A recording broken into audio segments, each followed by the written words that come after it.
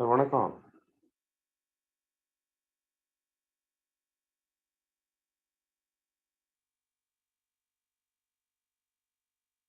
Karthi sir.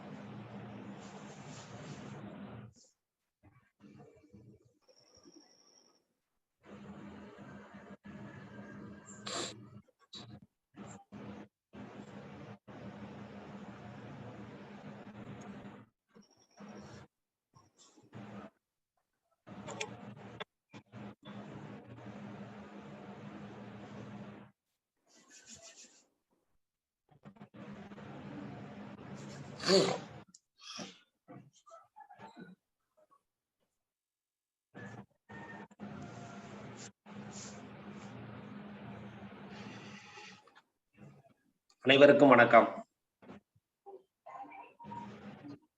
எல்லாம் வல்ல இறைவன் திருவருளால் ரோட்டரி மாவட்டம் 2981 மாவட்ட ஆளுநர் ரோட்டரியின் பி செல்வநாதன் அவர்களின் சீரிய தலைமையில் ரோட்டரி கிளப் வழங்கும் காலை சக்கரம் மனிதனின் இயற்கை வாழ்வியல் முறை உன் உடல் உன்னுடன் இந்த திட்டத்தை சிறப்பாக நடத்தி கொண்டிருக்கும் rotary club of Karaikal French சிட்டியின் உதவியாளர் ரோட்டேரியன் ரவி அவர்களுக்கும், தலைவர் ரோட்டேரியன் குணபாலன் அவர்களுக்கும், செயலாளர் ரோட்டேரியன் ராஜ்குமார் அவர்களுக்கும் மற்றும் இன்று நம்முடன் இணைந்து பணியாற்ற காத்துக் கொண்டிருக்கும் ரோட்டரி கிளப் ஆஃப் கொள்ளிடம் சங்கத்தின் உதவியாளர் ரோட்டேரியன் தீபக்குமார் அவர்களுக்கும், தலைவர் முகில்வண்ணன் அவர்களுக்கும், செயலாளர் கார்த்திகேயன் அவர்களுக்கும் மற்றும் அனைத்து சங்க உறுப்பினர்களுக்கும் காலை வேளையிலே வாழ்த்துக்களையும் வரவேற்புகளையும் தெரிவித்துக் கொண்டு இன்றைய நிகழ்ச்சியை சிறப்பாக அளிக்க காத்துக் கொண்டிருக்கும் ஆசான் கண்ணப்பன் ஐயா அவர்களுக்கும், பூங்குடி கண்ணப்பன் அவர்களுக்கும், சிறப்பு விருந்தினராக கலந்து கொண்டு சிறப்பிக்க இருக்கும் காரைக்கால் பாஸ்கர் ஐயா அவர்களுக்கும், திட்டத் தலைவர் ரமேஷ் மோகன் அவர்களுக்கும், இந்த நிகழ்விலே கலந்து கொண்டு சிறப்பித்துக் கொண்டிருக்கும் அனைத்து நல் உள்ளங்களுக்கும் காலை வேளையிலே வாழ்த்துக்களையும் வரவேற்புகளையும் தெரிவித்துக் கொண்டு நிகழ்ச்சியின் முதல் நிகழ்வாக ரோட்டரி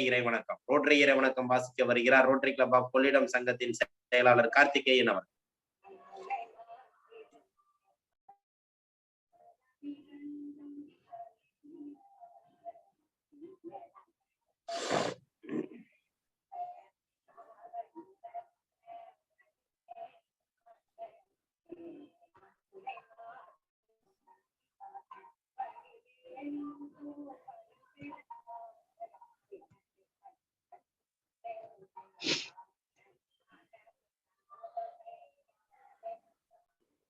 சார் மியூட்ல இருக்கு சார்,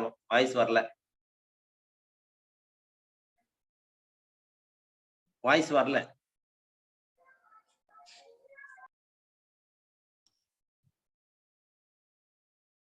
சும்மா டைரக்டாவே பேசுங்க சார்.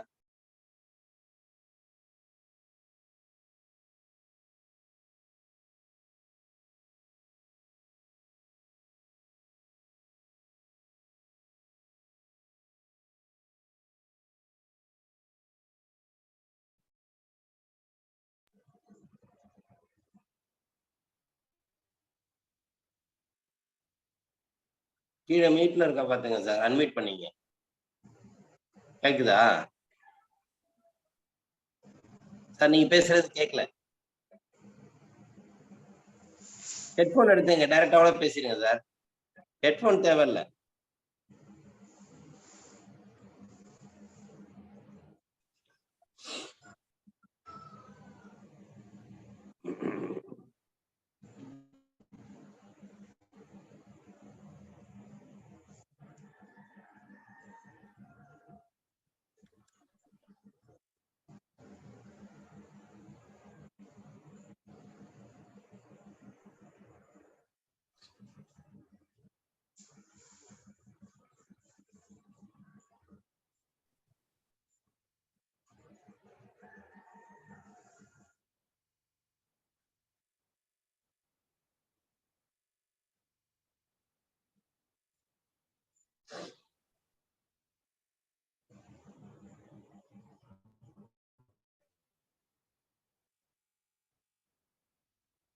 நன்றி சார். சாரோட ஆடியோ கிடைக்கல, சந்தோஷம். நமக்காக ரோட்டரி பிரையர் வாசிச்சுட்டாங்க, வாழ்த்துக்கள்.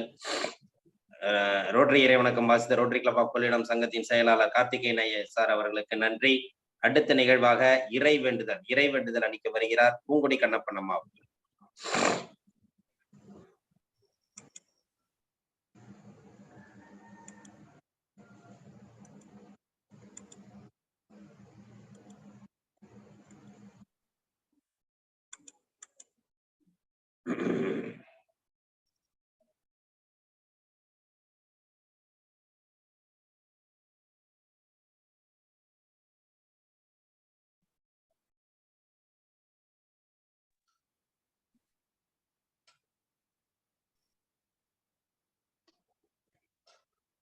அம்மா இறை வேண்டுதல் சொல்லாமா?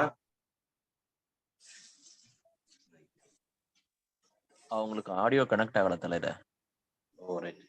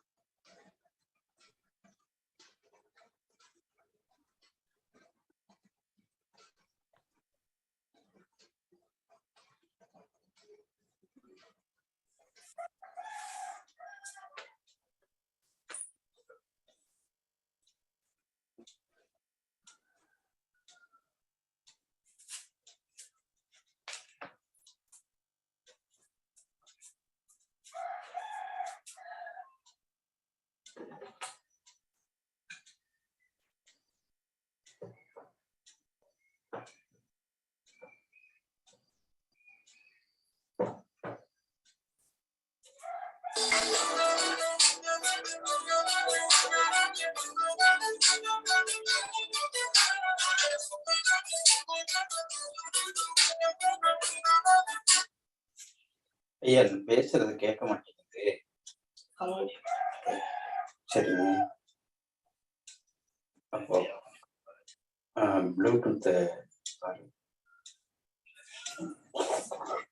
ப்ளூடூத் நான் ஆஃப் பண்ணிட்டேன்.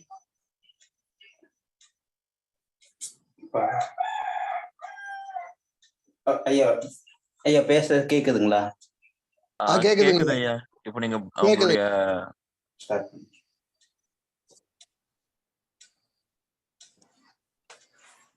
மறுபடியும் ஆஃப் ஆயிடுச்சு.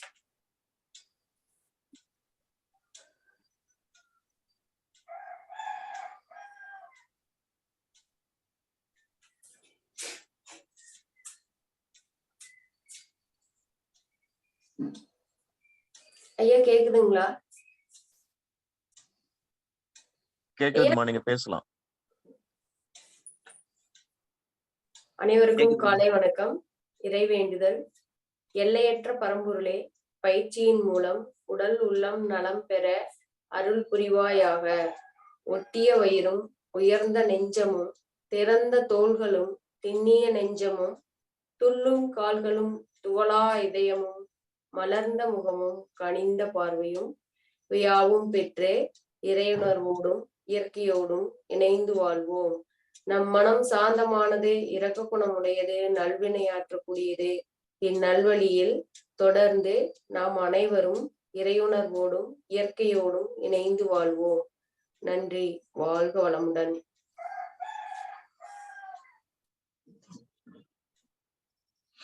நன்றி நன்றி அம்மா. அடுத்த நிகழ்வாக பிரணாம மந்திரம். சின்முத்திரை வச்சுக்கோங்க. இரு கால் முட்டியில் இருக்கட்டும். முதுகுத்தண்டு நேரா இருக்கட்டும். நீண்ட மூச்சு காற்று உள்ள இழுக்கிறோம்.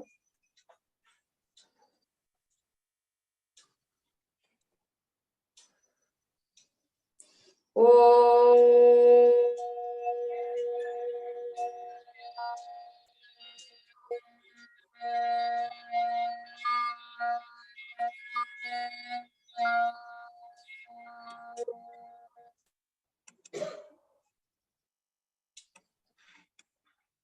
அடுத்த மூச்சு.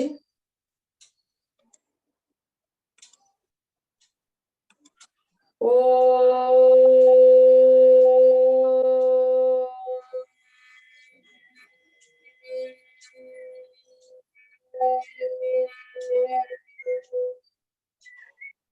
அடுத்த மூச்சு.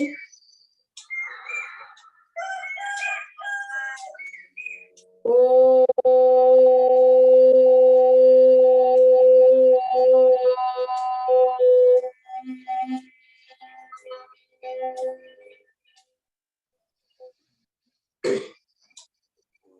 அடுத்த மூச்சு.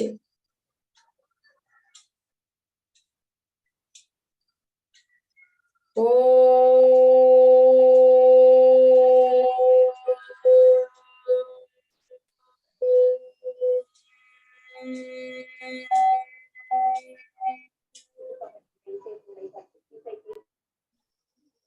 அடுத்த மூச்சு.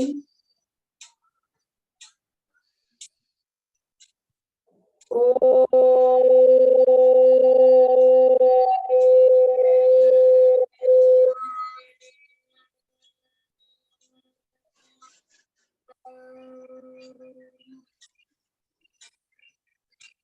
ஒரு ஆழமான மூச்சு காற்று மெதுவாக உள்ளிழுத்து மெதுவாக வெளியேற்றம் பண்ணுங்க. கைகளை நன்றாக உரசி கண்கள் மீது வைத்து மெல்ல திறந்துக்கும்.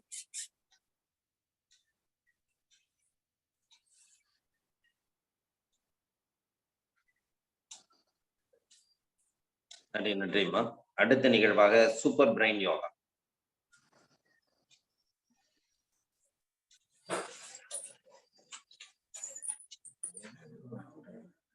ஆமா.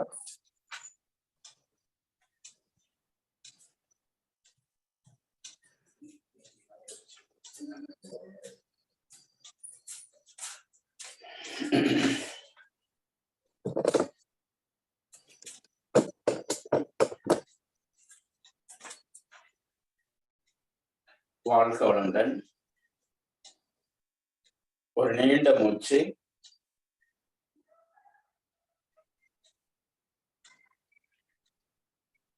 இரு காதுகளையும் பிடித்து அமரும் பொழுது காற்றை வெளியேற்றுகிறோம்.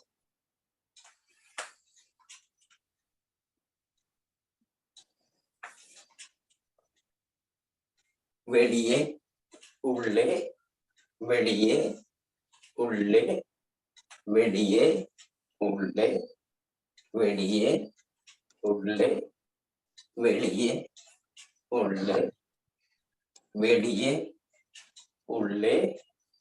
ஓய்வு. ஆழ்ந்து நிதானமான நீண்ட மூச்சு. அதைவிட ஒரு ஆழமான மூச்சு.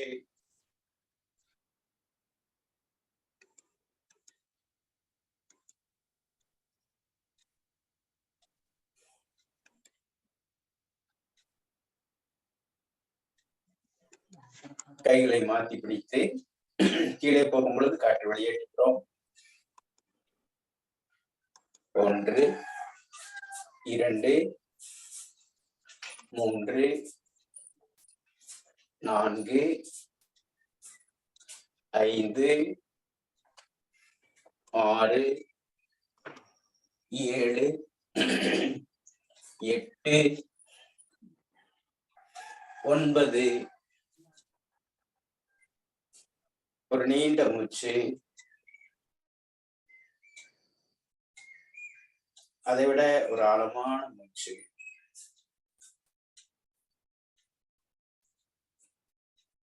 வாழ்க வளமுடன். நன்றி நன்றி ஐயா. அடுத்த நிகழ்வாக 8 நடைப்பயிற்சி. 8 நடைப்பயிற்சி விளக்கத்துடன் அளிக்க இருக்கிறார்கள் ஆசான் கண்ணப்பன் ஐயா அவர்கள்.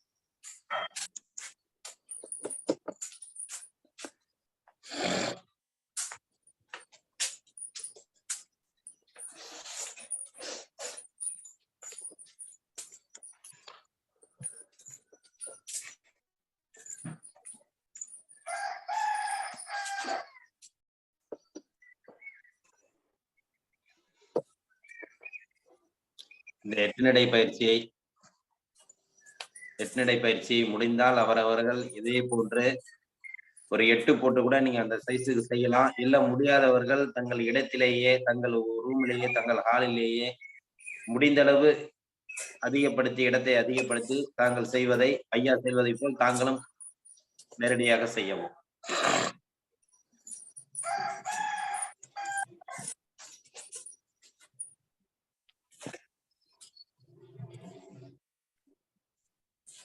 உங்களுடைய வீடுகளில் அல்லது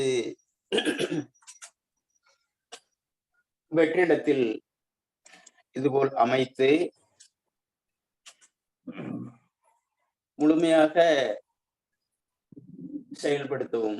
இப்பயிற்சியை வைத்து சுவாசத்தை சீர்படுத்தி உடலை சீர்படுத்தி பல நபர்கள் குணமடைந்திருக்கிறார்கள். அதை வைத்தே நாம் இதை முக்கியத்துவப்படுத்துகிறோம்.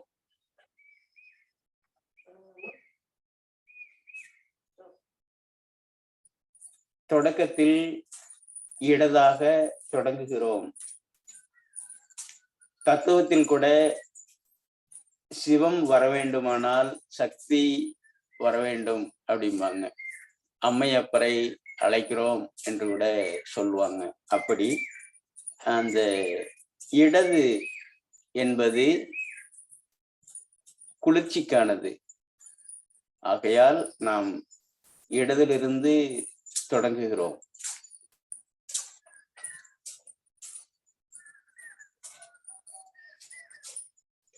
நடக்கும் பொழுது, கைகள் செயல்படும் பொழுது அதற்குரிய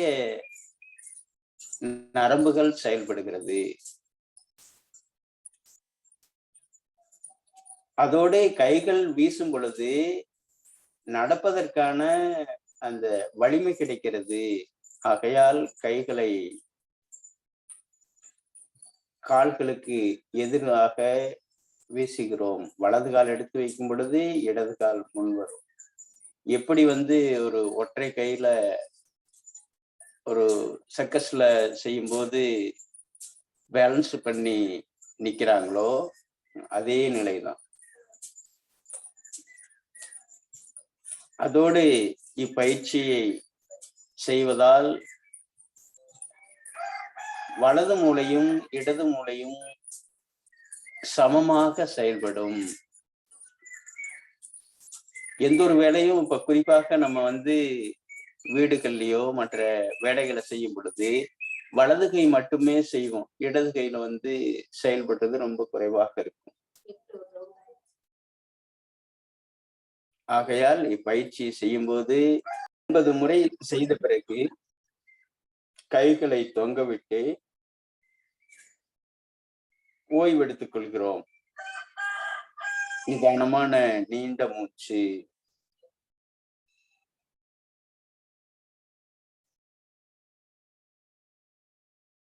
அதை விட ஒரு ஆழமான மூச்சு. அடுத்ததாக எதிர் திசையில்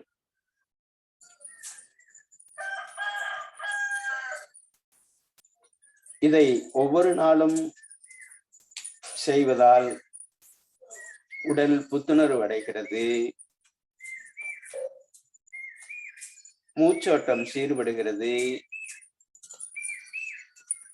இரத்த ஓட்டம் சீர்படுகிறது, நரம்புகள் வலுவடைகிறது, எலும்புகள் உறுதியடைகிறது, மூட்டுக்கள் சீரடைகிறது.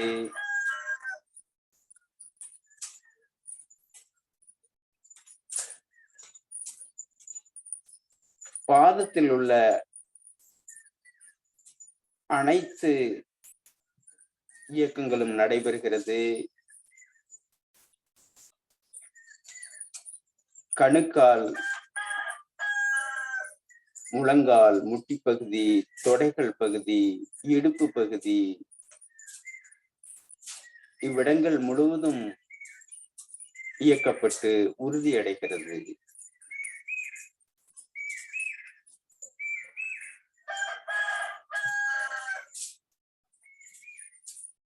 மூச்சோட்டம் சீர்படுவதால் வயிற்றில் உள்ள அனைத்து உறுப்புகளும் இயக்கப்படுகிறது.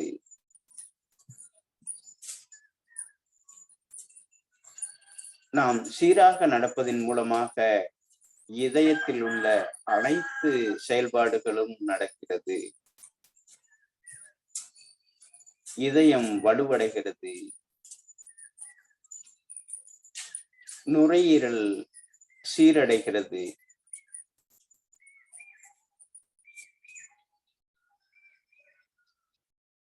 கழுத்து பகுதியில் உள்ள தைராய்டு சீரடைகிறது.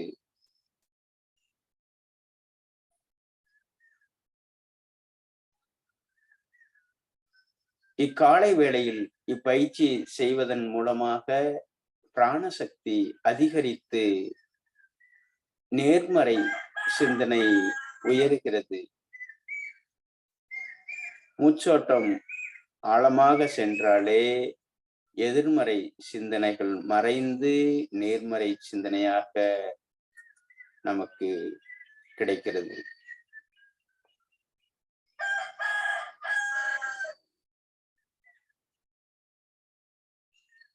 நாம் ஒவ்வொரு நாளும் செய்வதன் மூலமாக நமக்குள் இருக்கும் அந்த ஆற்றல் அதிகரித்து நல்லது தீயது எது என்று தெரிந்து கொள்ள நமக்கு சக்தி கிடைக்கிறது.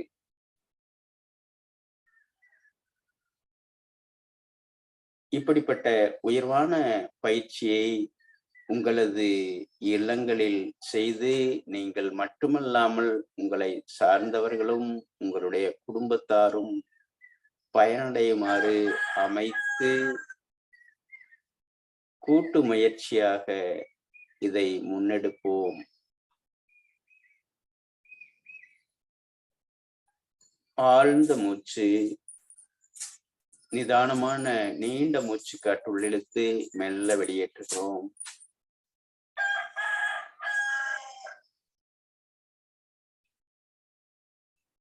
வாழ்க வளமுடன், நலம் பெருக, வளம் பெருக.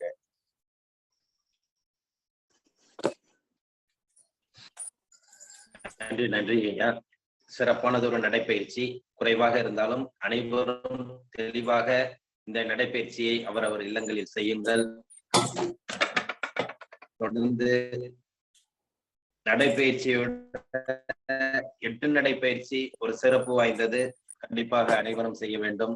அடுத்து நிகழ்வாக கிரியா பயிற்சி மற்றும் சுவாசத்தை கவனித்தல்.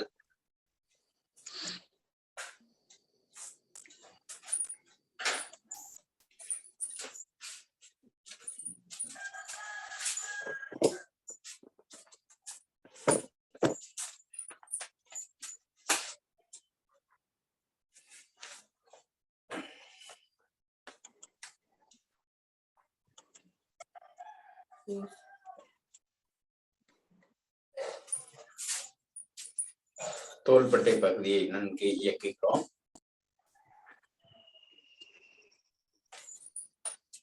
ஒரு நீண்ட மூச்சு.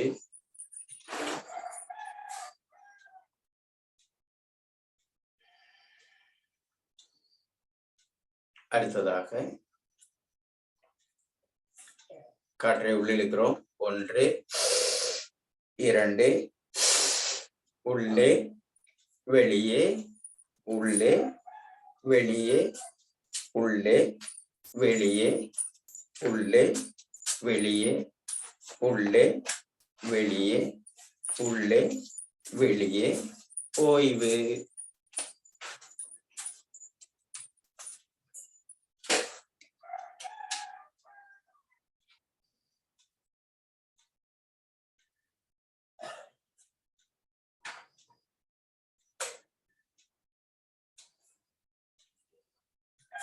அடுத்ததாக கை மேலே உயரும் பொழுது காற்று உள்ளே செல்லட்டும்.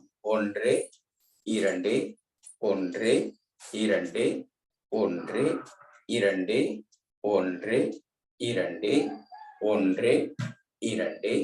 ஓய்வு.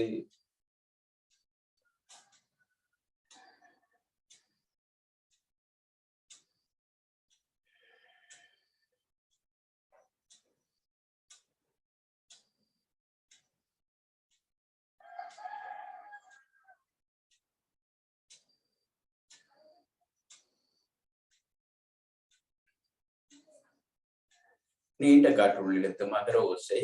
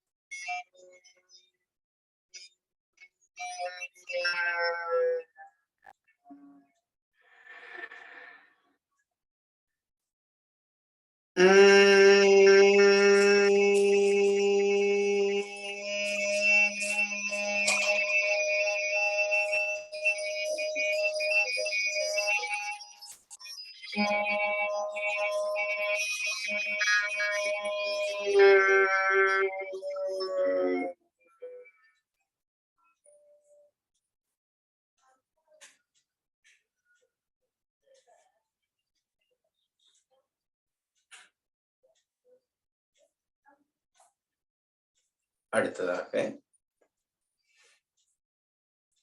இடது கையில் சின்முத்திரை, வலது கையில் பிரணவ முத்திரை. வலது நாசை அடைத்து இடதின் வழியாக காற்றை வெளியேற்றி அதிலே உள்ளிழுக்கிறோம். உள்ளிழுத்து வலதில் வெளியேற்றுகிறோம்.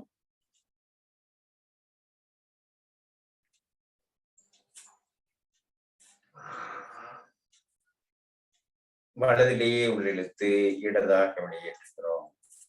இது ஒரு சுற்று. இது போல் இன்னும் 6 சுற்று.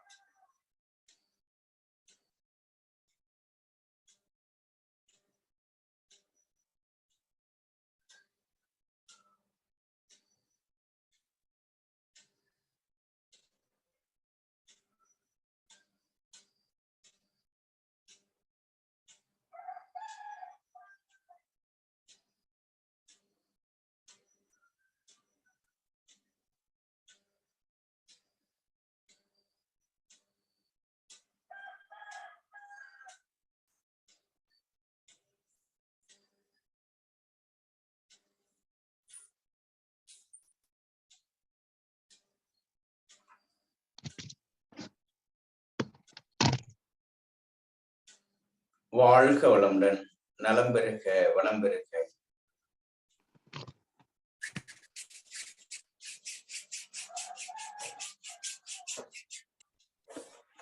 நன்றி நன்றி ஐயா.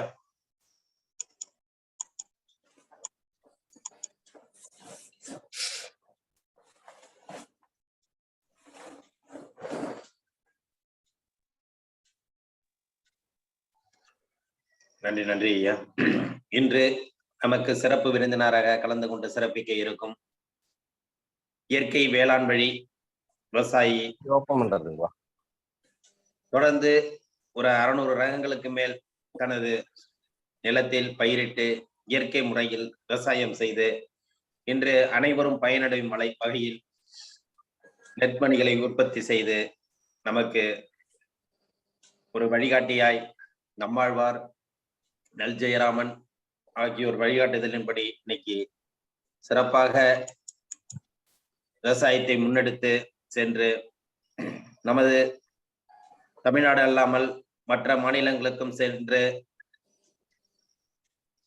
நெல்மணிகளை பற்றி அருமையாக ஒரு சிறப்புரையாற்றி அருமையான கருத்துக்களை கூறி விவசாயத்தை ஊக்கப்படுத்தி தொடர்ந்து முன்னிறுத்து வரும் இயற்கை வேளாண் வழி விவசாயி காரைக்கால் பாஸ்கர் அவர்களை இத்தருணத்திலே அனைவரின் முன்னிலையில் உரையாற்ற அன்புடன் அழைக்கின்றேன். அனைவருக்கும் இனிய காலை வணக்கம்.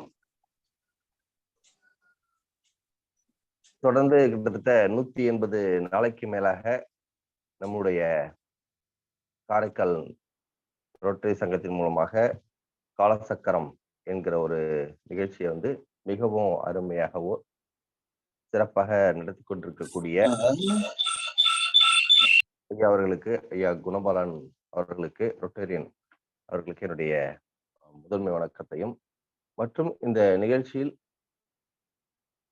பங்கு கொண்டிருக்கக்கூடிய அனைத்து நல்லுள்ளங்களுக்கும் என்னுடைய காலை வணக்கத்தை தெரிவித்துக் கொள்கிறேன். இன்றைய கால சூழ்நிலையில பாத்தீங்கன்னாக்கா, உணவு என்பது மிகப்பெரிய ஒரு சரியான ஒரு பாதையை நோக்கி செல்லவில்லை என்றுதான் சொல்லணும். அதன் அடிப்படையில பார்த்தோம்னாக்கா, நம்ம இன்னைக்கு உணவு முறையில ஒரு சரியான ஒரு நெறிமுறைகளை, அப்படிதான் சொல்லணும், ஒரு நெறிமுறைகளை நம்ம பின்பற்ற துவங்கணும். இப்பவே நமக்கு மிகப்பெரிய ஒரு காலம் கடந்துடுச்சு அப்படிதான் சொல்லணும். இருந்தாலும் இந்த சூழ்நிலையிலேயாவது, ஏன்னா இதுல பின்பற்றக்கூடியவர்கள் நிறைய பேர் இருப்பீங்க. நிச்சயமா இயற்கை உணவுகளை எடுக்கக்கூடியவர்கள் நிறைய பேர் நிச்சயமா இருப்பீங்க. இருந்தாலும் அப்படி இந்த இயற்கை உணவு என்கிற அந்த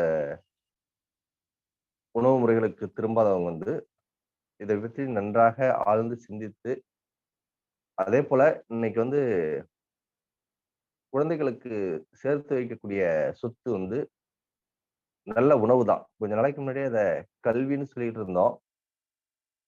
இன்னைக்கு உணவு தான் ஒரு மிகப்பெரிய சொத்து.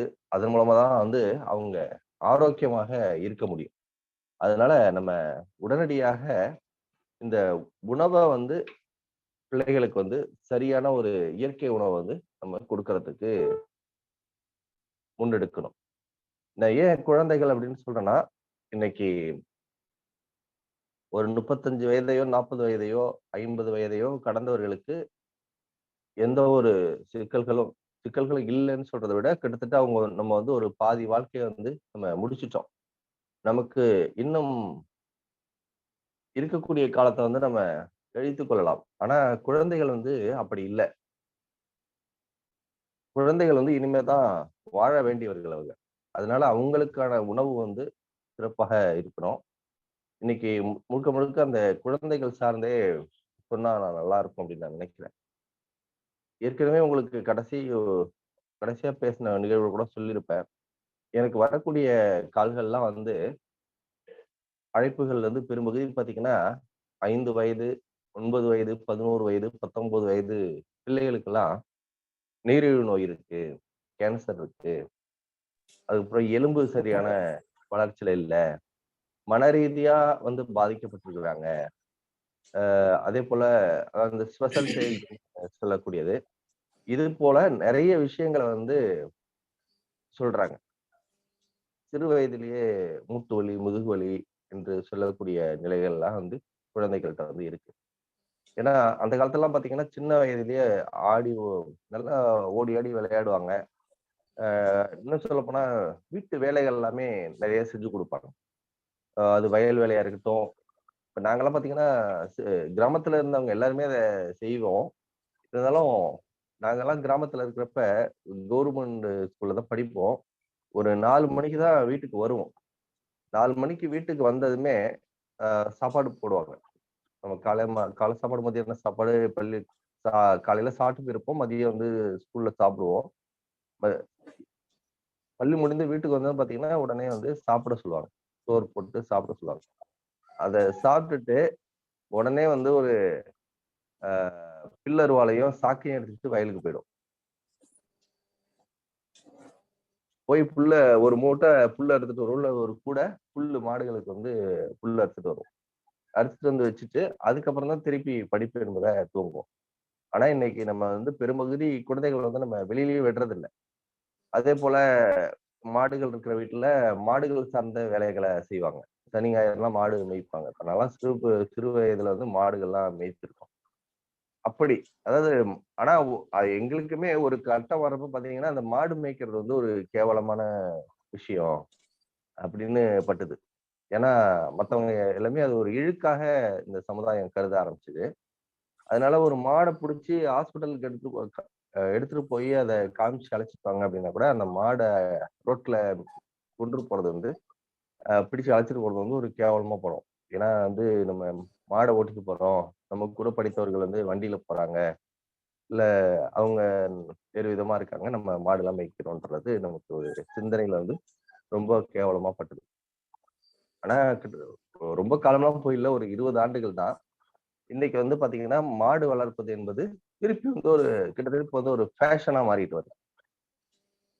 எப்படி பூனை வளர்க்கறது, நாய் வளர்க்கறதெல்லாம் ஃபேஷனா இருக்குதோ, நாயை பிடிச்சிட்டு போனா அது வந்து கௌரவம், ஆனா மாடை பிடிச்சிட்டு போனா கேவலம் அப்படின்ற ஒரு சூழ்நிலை தான் இன்னமும் கூட இருக்கு.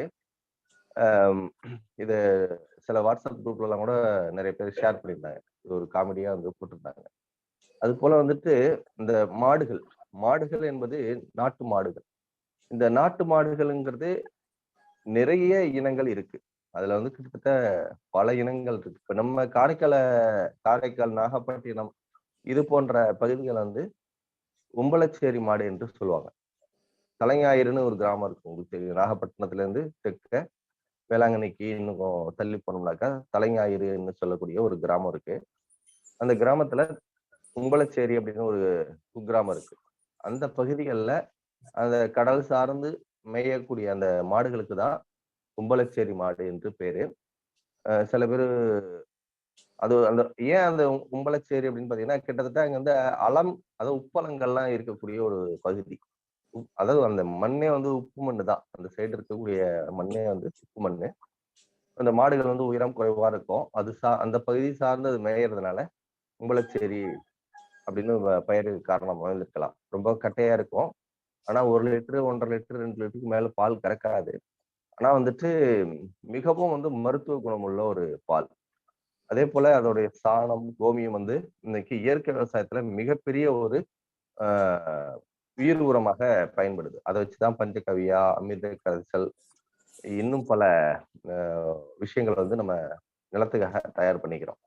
அப்படிப்பட்ட மாடுகளை தான் இந்த உம்பளச்சேரி மாடு. இது அதே போல நம்ம காங்கேய மாடு கேள்விப்பட்டிருப்போம். ஒவ்வொரு ஊருக்கும் ஒரு இனம் உண்டு. இப்ப எப்படி ஒவ்வொரு பகுதிக்கும் ஒரு நெல் உண்டு அப்படின்னு சொல்றோமோ, அதே மாதிரி ஒவ்வொரு பகுதிக்கும் இப்ப ஆந்திராலாம் போனீங்கன்னா புங்கனூர் குட்டைன்னு ஒரு மாடு இருக்கு. அதே போல குஜராத் போன்ற பகுதிகள் எல்லாம் வந்து கிர் அப்படின்னு சொல்லக்கூடிய மாடு, அப்புறம் சாகிவால், காங்கிரேஜ், ஓங்கோல் மாடு, இந்த மாதிரி பல்வேறு விதமான இன மாடுகள். இது வந்து ஒவ்வொரு மாநிலத்துக்கும் தமிழ்நாட்டுல மட்டுமே ஒரு 20-25 வகையான மாடுகள் வந்து இருக்கு. அதுல குறிப்பா பாத்தீங்கன்னா தமிழ்நாட்டுலதான் பெரும்பகுதியான இன மாடுகள் வந்து அழிஞ்சும் போயிட்டு ரொம்ப குறைந்தும் போயிட்டு, அதே குஜராத் போன்ற மாநிலங்களுக்கு இன்னைக்கும் போனோம்னாலும் பெரிய அளவுல இந்த நாட்டின பசுக்கள் மாடுகள் வந்து இருக்கிறது வந்து பார்க்க முடியும். அது போன்ற மாடுகளுடைய பால் வந்து பாத்தீங்கன்னா நிறைய வந்து சிறப்புடையது, நிறைய மருத்துவ குணம் உள்ளது.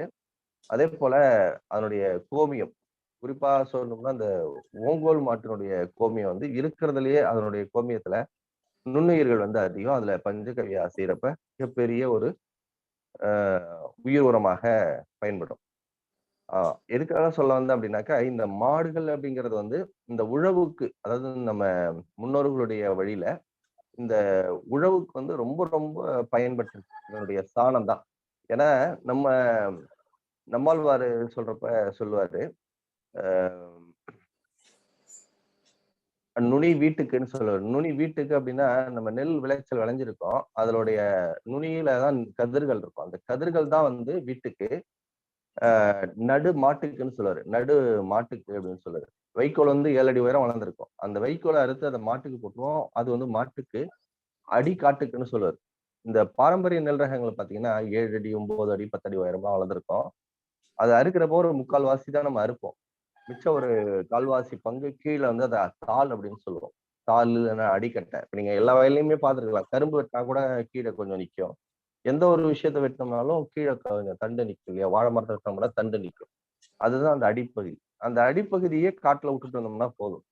அதுவே அடுத்த வருஷம் நிலத்துல இருந்து மக்கி அதனுடைய வேர் பகுதி, அந்த தண்டு பகுதியெல்லாம் இருந்து அடிப்பகுதியெல்லாம் இருந்து தங்கி நிலத்துல உரமாக சிதைந்து ஒரு உரமாக மாறிடும். அதுதான் வந்து நுனி. நுனி வந்து வீட்டுக்கு, நடு மாட்டுக்கு, அடி காட்டுக்கு என்று சொல்லுவார். இது போல பல விஷயங்கள் வந்து அவர் பேச்சின் போது வந்து வெளிப்படுத்துவாரு. பல்வேறு விஷயங்கள் இருக்கு. அதே போன்று இந்த மாடுகள் இல்லாம உழவு என்பதே ஒரு கட்டத்துல சாத்தியம் இல்லாம இருந்தது. அது இன்னைக்கும் இயற்கை வழி வேளாண்மைக்கு வந்துட்டோம் அப்படின்னா, மாடுகள் இல்லாம உழவு என்பது அது இயற்கை உழவு என்பது வந்து சாத்தியமே கிடையாது. ஏன்னா அதனுடைய சாணம் தேவை, கோமியம் தேவை. அதே போல வீடுகளுக்கு வந்து பால் தேவை. நம்ம இந்த பஞ்சகாவியா தயாரிக்கிறப்ப சாணம் எடுத்துப்போம். அதே போல கோமியம், பால், தயிர், நெய், இதுதான் அந்த 5 பொருள். அதெல்லாம் இந்த பஞ்சகவியம் அப்படின்னு சொல்லுவோம். அந்த பஞ்சகவியம்னு சொல்றது இந்த 5 பொருள்கள் தான் முக்கியமா. அதே இன்னைக்கு வந்து நாங்க இன்னும் மேம்படுத்தி அதை தசகவியம் அப்படின்னு சொல்றோம். அதுல வந்து பயிர் மாவு, அதே போல வாழைப்பழங்கள், தென்னை மரம் அல்லது பனை மரத்துடைய கல்லு, புண்ணாக்கு, அந்த கடலை புண்ணாக்கு, நாட்டு சர்க்கரை, இதெல்லாம் நம்ம சேர்த்து ஒரு 10 பொருளா அது கூட கலக்கிறப்ப இன்னும் வந்து அது தீவிரமா வேலை செய்யுங்கிறதுனால அதை தசகவியம்ன்றோம். ஆனா பஞ்சகவியம்ன்றதே போதும். இந்த பஞ்சகவியம்ன்றது மிகப்பெரிய ஒரு நுட்பம் வாய்ந்தது. அது இந்த மாடுகள்ட்ட இருந்து நமக்கு கிடைக்குது. சாணம்ன்றது வந்து நம்ம வள்ளல் பெருமான் சொல்றப்ப இது 5 பொருளாக சொல்லுவாரு. அது ஏன் சிறப்பா செயல்படுது அப்படின்னு பார்த்தோம்னாக்க, இந்த பஞ்சகவியத்துல வந்து சாணத்துல பாத்தீங்கன்னா அது வந்து மண்ணாற்றல் உள்ளது. கோமியம் வந்து நீராற்றல் உள்ளது. அதே போல நெய் வந்து அக்னி, தயிர் வந்து ஆகாயம். இது போல ஒவ்வொரு பொருளும் ஒவ்வொரு செயல்முறையை கொண்டது. பால் வந்து காற்றுத்தன்மையுடையது. ஆக இந்த பஞ்சபூத ஆற்றல், இந்த பஞ்சபூத ஆற்றலாக அது இருக்கிறதுனாலதான் அதை வந்து நம்ம 5 பொருளையும் ஒன்றாக சேர்த்து ஒரு பஞ்சகவியம் அப்படின்னு தயாரிச்சு அதை வந்து பயிர்களுக்கு தெளிக்கிறப்ப அந்த பஞ்சபூதத்துல என்ன ஆற்றல் இருக்கோ அதை ஈர்க்கக்கூடிய ஆற்றல் வந்து இந்த பஞ்சகவியத்துக்கு உண்டு. அதனாலதான் அது பூச்சியையும் கட்டுப்படுத்துது. அதே நேரத்துல பயிர் வளர்க்கக்கூடிய ஒரு பொருளாகவும் இருக்கு. அதனாலதான் இன்னைக்கு இயற்கை வழி வேளாண்மைங்கிறது எளிதாக ஆயிருக்கு. இந்த பஞ்சகவியம்னா இயற்கை வழி வேளாண்மைங்கிறது சாத்தியம். அதனாலதான் வந்து நாட்டு மாடுகள் இயற்கை வழி வேளாண்மைக்கு ரொம்ப ரொம்ப முக்கியமாப்படுது இருக்கு. அதே போல அந்த காலத்துல உழவுக்கு வந்து நாட்டு மாடுகளை தான் பயன்படுத்தி இருக்கிறாங்க. வெள்ளைக்காரனே நம்மளை பார்த்து அசந்து போயிருந்திருக்கான். ஏன்னா நம்ம உழவு முறைகளை வந்து அவெல்லாம் மாடு கட்டி உழக்கூடிய முறையே அவர்கள் அறிந்தவர்கள் அல்ல. ஆனா நம்ம நாட்டுல வந்து அந்த உழவு முறையை பாக்குறப்ப ரொம்ப ரொம்ப வியந்து போயிருக்கான். காலைல நிலத்துக்கு 4 மணி 5 மணிக்கு போறப்பவே 2 காளை மாடுகளையும் 2 பசு மாடுகளையும் பிடித்து கொண்டுதான் வயலுக்கு போயிருக்கிறாங்க. பசு மாட்டை களத்துல கட்டி போட்டுருவாங்க. காளை மாடுகளை வந்து நிலத்துல வந்து உழுவுறதுக்கு பயன்படுத்துவாங்க. அது போல பயன்படுத்திக்காங்க. அதே வீட்டுக்கு வந்த பிறகு காளை மாடுகளுக்கு வேலை இல்லை, பசுமாடுகள் வந்து நமக்கு பால் கொடுக்கும். மாடுகளை சார்ந்தே வந்து நம்மளுடைய மிகப்பெரிய ஒரு உணவு சங்கிலி என்பது இருந்திருக்கு. அதே போல வீடை சுத்தி வந்து பாத்தீங்கன்னாக்கா கோழிகள் இந்த மாதிரியான விஷயங்கள் இருக்கும். இதெல்லாம் வந்து மாடுகளுக்கு போட்டது போக கழிவுகளா வரும். இப்ப நம்ம வந்து நெல் எடுத்துட்டு வர்றோம் இல்லையா? நெல் எடுத்துட்டு வந்த பிறகு பாத்தீங்கன்னா அந்த தவிடு, அதுல இருந்து வர குருணை, தவிடு பாத்தீங்கன்னா மாடுகளுக்கு தீவனமா இருக்கும். அதுல இருந்து வர குருணை வந்து கோழிகளுக்கு தீவனமாக இருக்கும். அதே போல மாடுகளுக்கு போடக்கூடிய வைக்கோலை வந்து மிச்ச மீதியை கொண்டு போய் ஓரமா போட்டோம்னா அதுல புழு பூச்சிகள்லாம் உருவாகும். அதை சீச்சு வந்து நம்ம கோழிகள் வந்து உணவா எடுத்துக்கும். அந்த உணவு சங்கிலி ஒன்றனுடைய கழிவு இன்னொன்னுடைய உணவாக இருக்கும். அப்ப எந்தவித குப்பையுமே வந்து இந்த சமுதாயத்துல நீங்க சேர்ந்ததை வந்து நீங்க பார்த்திருக்கவே முடியாது. ஒரு 50 ஆண்டுகளுக்கு முன்னாடி எங்கேயுமே சாக்கடை ஓடுது அல்லது வந்து குப்பை மோடுகள் இருக்கு, துர்நாற்றம் எடுக்குது அப்படிங்கிற வேலையே கிடையாது. ஏன்னா ஒன்றுடைய கழிவு மற்றொன்றுடைய உணவாக இருக்கு. இந்த மாடு தின்னுட்டு போடுற அந்த மிச்சம் மீத கூளம், அத வைக்கோல் வந்து அது தின்னு முடிச்ச பிறகு கூளமா இருக்கும். அந்த கூளம், அதுக்கப்புறம் மாடு போடுற சாணம், அந்த அது இடக்கூடிய அந்த கோமியம், இதெல்லாம் சேர்ந்து பாத்தீங்கன்னா ஒரு அந்த நேரத்துக்கு காலை நேரத்துல ஒரு 1/2 மணி நேரத்துல ஒரு கும்பி மாதிரி இருக்கும். அது கூட ஒரு கெட்ட துர்நாற்றம் வீசாது. அந்த மாட்டுக் கொட்டாய்க்குள்ள போனாலே நம்ம சுவாசிக்கிறப்போ ஒரு ஃப்ரீயா இருக்கும். இந்த ஒரு ஒடுக்கலாம் இந்த மாதிரி இதெல்லாம் நம்ம பயன்படுத்துறோம் இல்லையா? அப்ப வரக்கூடிய ஒரு வேகம் வந்து அந்த இடத்துல வந்து வரும். அப்ப நமக்கு நுரையீரலுக்கு நல்லதை தான் ஏற்படுத்தும். அப்ப அந்த மாடு தின்னுட்டு போட்டதை கோழி சீக்கும். எல்லாத்தையும் கொண்டு போய் நம்ம குப்பை கோழி அப்படின்னு சொல்லிட்டு ஒவ்வொரு வீட்லயும் அங்க கொட்டுவோம். கொட்டி அதை கொண்டு போய் தான் வயல்ல திருப்பி எருவாக மாற்றிப்போம். ஆக எங்கேயுமே ஓ எந்த விதமான குப்பைகளுக்கும் வேலை இருக்காது. அந்த மாடுகள் வந்து அவ்வளவு நமக்கு நுட்பமா இருந்தது. அதே போல வீட்டுல அரிசி கழுவுற தண்ணில இருந்து மத்த எந்த கழிவுகளா இருந்தாலும் அந்த கழனின்னு சொல்றதுல ஒரு வாழைக்காயை செத்துனா கூட அல்லது ஒரு ஒரு காய்கறியை நறுக்கினா கூட அந்த மிச்சம் மீதி இருந்ததுன்னா அந்த கழனியில போட்டு வைப்பாங்க. அதை மாடுகளுக்கு கொண்டு போய் வச்சோம்னா அது அந்த கழனி வந்து உணவாயிடும். ஆக மாடுகள் இருக்கிறப்ப நமக்கு எதெல்லாம் தேவையில்லையோ அதை தான் நம்ம அதுக்கு கொடுப்போம். ஆனா அதுக்கு நமக்கு வந்து பால் கொடுக்கும். இதை வந்து பயன்படுத்தி தான் வந்து நம்ம விவசாயம்ங்கிற ஒரு முறையே வந்து நம்மகிட்ட முக்கியமா இருந்தது. ஆக ஆதி காலத்துல வந்து நமக்கு பசுக்களும் காளைகளும் காளை மாடுகளும் தான் வந்து உழவுக்கு வந்து மிகப்பெரிய ஒரு உதவியாக ஆற்றலாக இருந்தது. அப்படிப்பட்ட ஒரு சூழ்நிலையில தான் நம்ம வேளாண்மை என்பது இருந்தது. எதுக்காக சொல்ல வந்தேன்னா இன்னைக்கு மாடு யாராவது நம்ம மேய்ப்பதை வந்து ஒரு இழிவாக கருதுறோம். ஆனா அது மாறி போய் இப்ப என்னுடைய நண்பர் ஒருத்தவங்க சென்னையில இருக்காங்க. அவங்க கணவனும் மனைவியும் வந்து ஐடி இன்ஜினியர், ரெட் ஹில்ஸ் பகுதியில் இருக்காங்க. ஒரு 3 ஆண்டுகளுக்கு முன்னாடி இந்த இயற்கை வழி வேளாண்மை மூலமா அவங்களுடைய தொடர்பு கிடைச்சது. ஒரு மாடு முதல்ல காங்கேய மாடு வாங்கினாங்க. சென்னைக்குள்ள ஒரு பக்கம் நாங்க காரை நிறுத்தி வச்சிருக்கோம், இன்னொரு பக்கம் மாடை சின்னதா ஒரு பக்கம் வச்சு நாங்க மெயின்டைன் பண்றோம் அப்படின்னு சொன்னாங்க. நம்மளே கிராமத்திலேயே மாடை நிர்வாகம் பண்ற சிரமமா இருக்கு, நீங்க எப்படி மாடை வச்சு மெயின்டைன் பண்றீங்கன்னா அதன் மேல இருக்கக்கூடிய ஆர்வத்தினாலையும் விருப்பத்தினாலையும் செய்யறோம் அப்படின்னு சொன்னாங்க. இன்னைக்கு பாத்தீங்கன்னா அந்த ஒரு மாடுங்கிறது இன்னைக்கு 20 மாடா 3 ஆண்டுகள்ல பெருக்கி இன்னைக்கு வந்து சுத்தமான நெய், பால், தயிர் எல்லாமே வந்து அவங்க உற்பத்தி பண்றாங்க. சொந்த நிலம் இல்லைன்னா கூட லீஸுக்கு எடுத்து அந்த இடத்த அவங்க வந்து மாடுகளை வளர்க்கறது, அதே போல காய்கறிகள், கீரைகள், பழங்கள் இதெல்லாமே உற்பத்தி பண்ணி அந்த பகுதியில வந்து அவங்க தங்கள் தேவைக்காக ஆரம்பிச்ச ஒரு விஷயம் இன்னைக்கு ஒரு 50 பேர் 100 பேருக்கு அவங்க வந்து இயற்கை உணவுகளை வந்து கொடுக்க ஆரம்பிச்சிட்டாங்க. ஐடி துறையில தான் பணிபுரிகிறாங்க. இருந்தாலும் இன்னைக்கு மாடு வளர்க்கறது என்பது ஒரு ஒரு ஃபேஷனா மாறி இருக்கு. ஒரு தொழிலா, மிகப்பெரிய ஒரு தொழிலாக மாறி இருக்கு. எதுக்காக சொல்ல வந்தேன் அப்படின்னு பாத்தீங்கன்னாக்க, இதெல்லாம் நம்ம கட கடந்து குழந்தைகளுக்கு வந்து ஒரு சிறந்த உணவை வந்து நம்ம கொடுக்கறதுக்கு முன் வரணும். அந்த சிறந்த உணவுகள் வந்து பால், அதுக்கப்புறம் இந்த மாதிரியான நாட்டு மாட்டு பால்கள், அதுல இருந்து வரக்கூடிய நெய், அதே போல நாட்டு சர்க்கரை. நாட்டு சர்க்கரை வந்து ரொம்ப ரொம்ப ஒரு அருமையான பொருள். வள்ளல் பெருமான் சொல்றப்ப சொல்லுவாரு, புழுத்து போகாதது வந்து சர்க்கரை. நீங்க எந்த ஒரு பொருளை வந்து எடுத்து நீங்க உணவு பொருளை, அது துவரம் பருப்பா இருக்கட்டும், வேற எந்த ஒரு உணவு அரிசியா இருக்கட்டும், உளுந்தா இருக்கட்டும், பயிரா இருக்கட்டும், எல்லாமே வந்து நம்ம எடுத்து வச்சிருந்தோம்னா அதை எப்படி பாதுகாப்பா மூடி வச்சிருந்தோம்னாலும் ஃப்ரிட்ஜில் இல்லாம வெளியில வச்சோம்னா ஒரு மாசம் 6 மாசத்துக்குள்ள கெட்டு போயிடும்.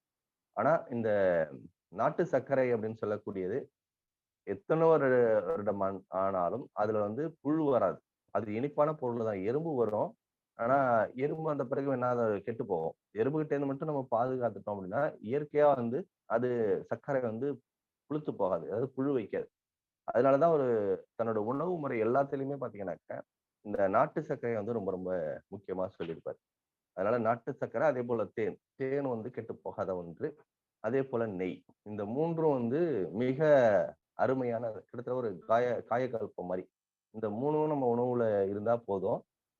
மிக நுட்பமாக செயல்படக்கூடியது. வள்ளல் பெருமாள்லாம் பாத்தீங்கன்னாக்க சக்கரை நீர் தான் குடிச்சு வாழ்ந்துட்டு இருந்திருக்காரு. அவரு பெரும்பகுதி உணவு ஆரம்ப கட்டத்துல எடுத்தாலும் கடைசி காலங்கள்ல பெரும்பகுதி அவர் உணவு எடுத்துக்கிறது இல்ல.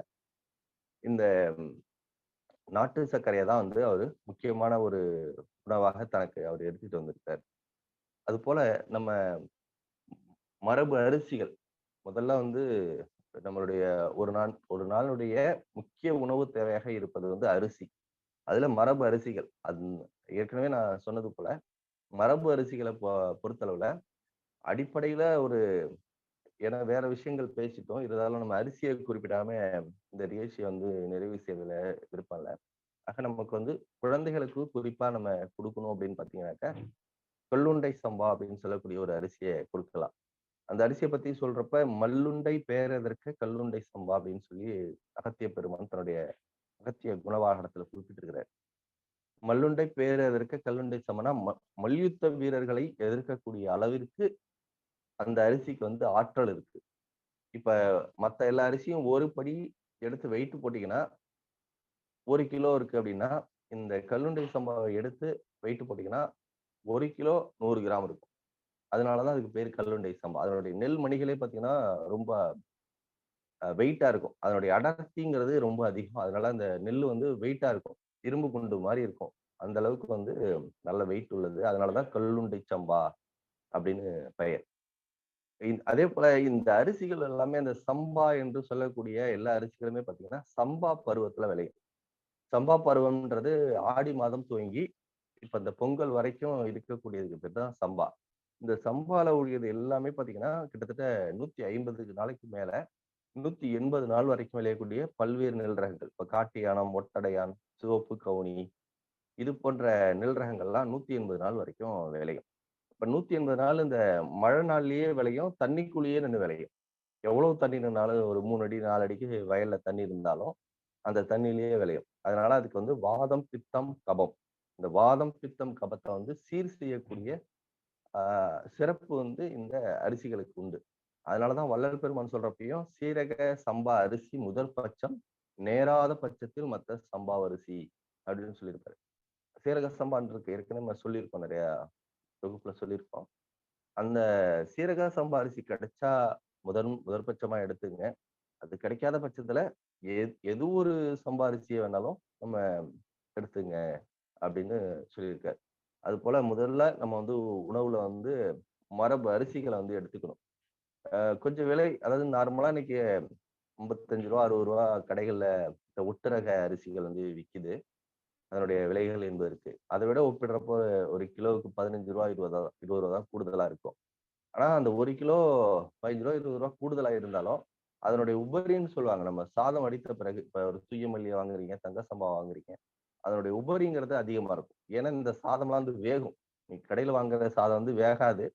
தண்ணியில போட்ட பிறகு குடிக்கக்கூடிய வெப்பநிலையினால சின்னதா கொஞ்சம் ஒரு டியூப் மாத்துற மாதிரி அழுத்துனீங்கன்னா ஜம் ஜம்முன்னு இருக்கும். ஒரு ரப்பர் மாதிரி இருக்கும். அதுக்கு காரணம் அதை நெல்லான பிறகு அதை அரிசியாக்குற முறையினால அது அழுத்தினா ஜம் ஜம்முன்னு இருக்கு. வாயில வச்சீங்கன்னா சாம்பாரோ ரசமோ மோரோ போட்டு வாயில வச்சீங்கன்னா அப்படியே டியூப் மாத்திரை மாதிரி ஓடிடும். அதனால அதுக்கு நான் வச்சுக்கிற பேரு டியூப் மாத்திரை. அதை நீங்க மெல்லலாம் தேவையே இல்லை. மெல்றதுக்கும் அது டைம் கொடுக்காது. நீங்க முழுங்கினாலும் அது ஆட்டோமேட்டிக்கா உள்ள ஓடிடும்.